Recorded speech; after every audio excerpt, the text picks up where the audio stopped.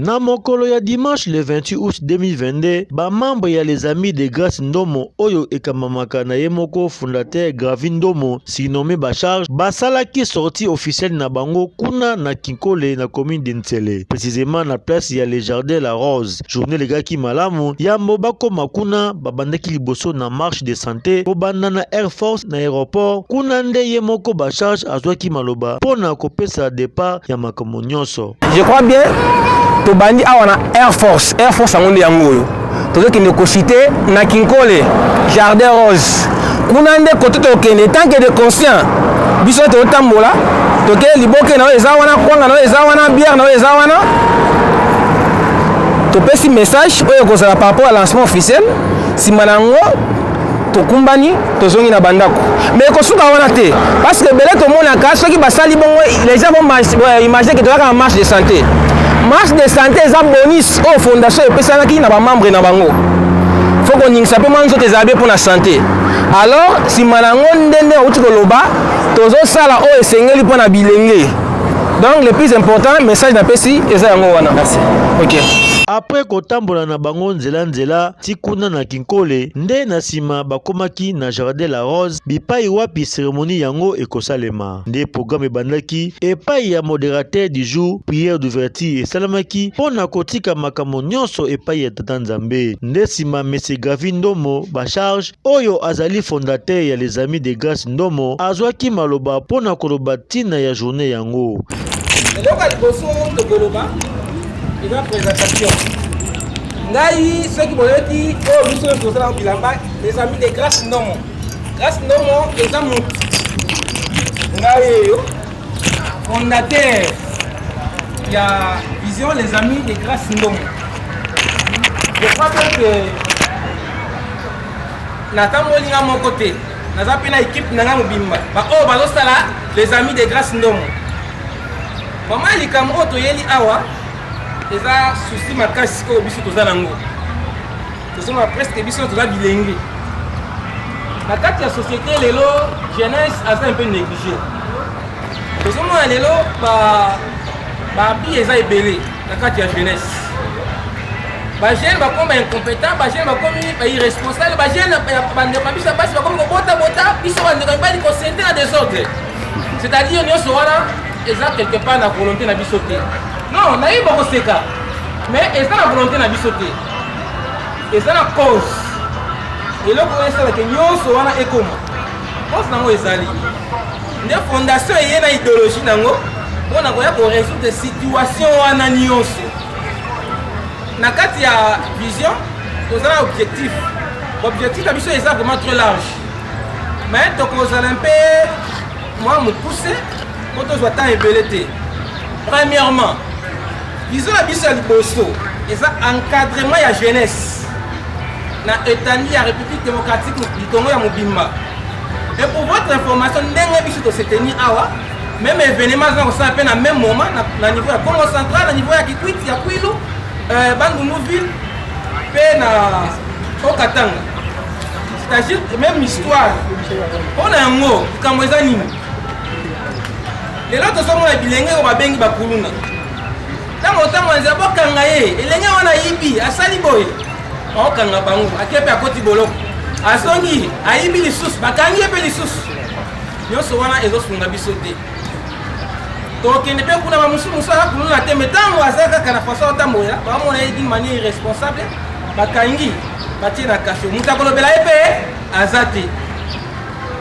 Alors, biso toye ko répondre na ba pilier principal les amis misato. Premièrement, to koti likambo ya bilenge ba o ba bengi bandumba pe ba o ba bengi ba kuluna. Kuluna aza mutu. Lokola ngai na bino bande koza liboso na ngai. C'est-à-dire quoi? To lingi na koyeba nini etindaka mutu kwa kene ko sala kuluna. Tango boyeba eloko etinda mutu yesala kuluna. To étudier yango. Peto bimisi solution par rapport ya o etali kuluna eloko ya liboso toyota parce que tokotela bien babilenge ebele tomei vraiment koconcerter bango komela koyeba eyo komona ke eloko oyo ezotinda bango ya liboso eza marque d'emploi nde basalaki présentation ya bamembre pe comité ya les amis de Grâce Ndombo. Baponami pamba te baza na expérience na bango baza pe na vision oyo etali fondation les amis de Grâce Ndombo et puis la devise na biso bomoni yango conscience, unité et puis réussite. Alors eloko nyonso na kati ya fondation il se passer après lancement officiel bango nde banopesa biso résultat malamu mpona yango esengo te beti bango maboko makasi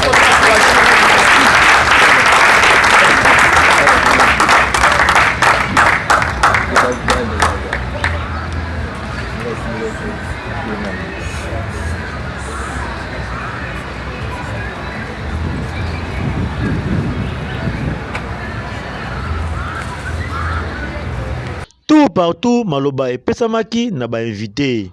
Azali mokambi ya fondation oyo Maître Gravi azali coordonnateur national ya RR.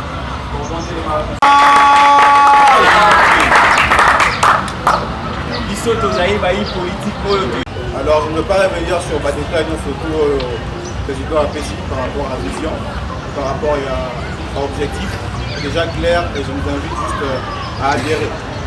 Peut-être que ce que je peux faire de manière plus précise, c'est de me présenter. Je suis sûr que vous avez entendu parler de moi, PCA, président du conseil d'administration adjoint, de l'Opéra Bator, je suis vraiment élu. Aujourd'hui, je suis là. Mon nom c'est Hervé Paranzo Zutoya. Donc, pour la petite histoire, la fondation, on l'a créée avec M. Grasse. Et ça, c'est depuis pratiquement 2016. Donc la vision a commencé de manière informelle dans notre réflexion pour pouvoir aider la jeunesse et vraiment faire quelque chose de constructif pour le pays, contribuer de manière significative. Donc c'est comme ça que la vision est née. Gravi, c'est pas pour rien que vous surnommez Bachar, il a pris beaucoup de choses sur lui et il a fait en sorte que la fondation puisse voir le jour de manière concrète, de manière formelle. Na suka na yango yemoko fondateur Bacharge Gravi Ndombo apesaki précision na micro ya SU Communication. Oui, merci beaucoup, merci vraiment na présence ya baninga nyonso oyo baye ko participer na événement munene oyo esalami na date ya lelo le 28 août na kati ya Kinshasa na Espace Rose. Tolobelaki yango mingi eza lancement officiel ya fondation les amis de Grâce Ndombo. Je suis le fondateur ya Fondation des Amis de Grâce Ndombo, toye na kati ya devise na biso eza conscience, unité, réussite. C'est-à-dire quoi? To sangisi ba conscient. Ba o ba kozala kati na biso ezaka ba jeune o baza conscient. C'est-à-dire quoi? To sangisi makanisi tanke de conscient, sima makanisi wana ezotinda biso na kosangana. Soki to sangani nde tokolonga. C'est ça la réussite. Alors na sima nga bozo mona eza na équipe munene, ndako pesa bango pe ata ba quelques-uns ba koloba moko. Toye ko benga ko lancer appel na jeunesse congolaise. Aujourd'hui la jeunesse est négligée. Tozo mona ke bilenge basa na tina te, même na bisika misala ba jeune vraiment bazo misala te. Pona nini bazo tete bango des fois ba kuluna, des fois donc ba genre nyonso. Mais biso to bengi ka bato ba benga ba kuluna wana. O ba benga ba ndumba wana. Tozo façonner bango. Toye modèle na biso ya ko façonner bango et ko passer par identification ya ba membre to ko identifier bango to pesa bango ba carte de membre si bango pesa bango ba carte de membre de to ko ya ko citer na ko luka bango misala ba o ba tongaka to ko se ba ko tonga ba o ba lingi ba centre de formation ndenge nyonso eza na kati ba o pe ba ko lingi ko sala bilanga to za pe na bilanga na biso eza oyo ba ko sala ba kolona bandunda na domaine nyonso vraiment voilà. Longonya na fondateur Gravi Ndombo na ba initiative ya boye ya ko encadrer ba jeune ya mboka na biso République démocratique du Congo kolemba te kobaka boye po ba leader boye nde biso tozali na posa na bango umela na yo. En tout cas, ozali penza ba charge. Zwa na yo penza ba charge ya ba jeune nyonso ya République démocratique du Congo. Biso SU Communication tozali kaka sima na yo. Précision